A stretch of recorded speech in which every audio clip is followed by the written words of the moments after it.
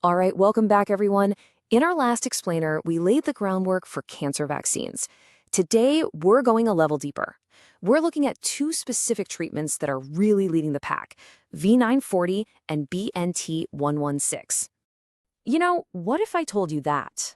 It sounds like something straight out of a movie, but this isn't science fiction anymore. This is the reality being tested in clinics as we speak.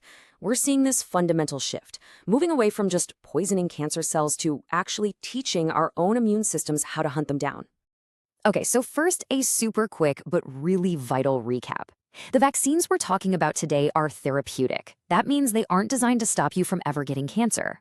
Instead, they're given after a diagnosis to train your body's defenses to find and destroy any cancer cells that might be hiding out after surgery or to stop the disease from making a comeback. First up, let's talk about V940. This is a vaccine for melanoma, and it takes the whole idea of personalized medicine to a completely different level. We're talking about a treatment that is truly 100% bespoke. So, what's the secret sauce here? Well, it all comes down to something called neoantigens. The best way to think about them is as unique molecular fingerprints. Because of all the random mutations that happen in cancer, every single person's tumor is a little bit different. And these neoantigens, they're the proof. They're flags that scream, I'm not normal. And this is where it gets really amazing. The process for making this custom weapon is just remarkable. Doctors actually take a piece of the patient's tumor, they sequence its entire DNA to find those unique fingerprints, identify up to 34 of the most promising targets, and then they build a custom mRNA vaccine completely from scratch for that one person. So the crucial point here, the thing to really let sink in, is that V940 is not a one-size-fits-all pill. It's a highly targeted therapy designed for one person and one person only. It's like giving your immune system a super detailed, personalized wanted poster instead of just a vague, generic description of the bad guy. Okay, so that's the super custom-tailored approach. Now let's switch gears and look at BNT116. This one targets non-small cell lung cancer, and it takes a different but equally clever approach that's really focused on the challenge of scale. And this right here perfectly highlights the difference in strategy. While V940 is busy looking for those individual fingerprints unique to one person's tumor, BNT116 is looking for a common uniform. It's targeting markers that are found again and again on lung cancer cells across a whole lot of different patients. Now, this strategy is incredibly powerful because it could give us a ready-to-use and off-the-shelf weapon against non-small cell lung cancer, which, as you know, is still one of the biggest killers worldwide. You're basically trading some of that hyper-personalization for the ability to treat many, many more people, and to do it much more quickly. So, we have these two very different strategies. How do they actually get the instructions to the immune system? Well, the answer is mRNA technology.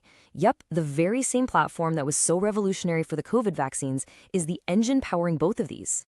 But here's the big problem, right? Cancer cells are masters of disguise. They are incredibly sneaky. They have all these tricks to hide from our immune system or even to just shut it down completely.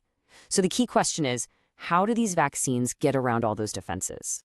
This is where mRNA really shines. It's like a high-priority intelligence briefing. It delivers that wanted poster directly to your immune cells, and this sets off a system-wide red alert. It activates not just the killer T cells, the frontline soldiers, but also the helper T cells that coordinate the whole attack. And, maybe most importantly, it creates long-term memory, so your body stays on guard for any future threat. Okay, this all sounds absolutely incredible, and it is. But, and it's a big but, we have to be realistic about where we are right now. This is not something you can just go get from your doctor tomorrow. And here's the really important update. According to the latest research, both of these vaccines are now in phase 3 clinical trials. That is the final stage of testing before they can even be considered for approval. So while they aren't available to the public yet, they are being studied very carefully in thousands of patients to see how they stack up against the current best treatments we have. This table does a great job of breaking down the journey from promise to proof. See, in phase 2, the question was simple. Hey, does this thing even work? And the results were super encouraging. For V940, when combined with an immunotherapy drug, it cut the risk of melanoma coming back by a whopping 44%. But now, in phase 3, the bar is much, much higher. The question becomes, does it work better than the gold standard treatment we already have? That's what they're trying to prove right now. So when you look at this entire pathway, from the lab bench to a local clinic, you can see that being in phase 3 means we're in the home stretch.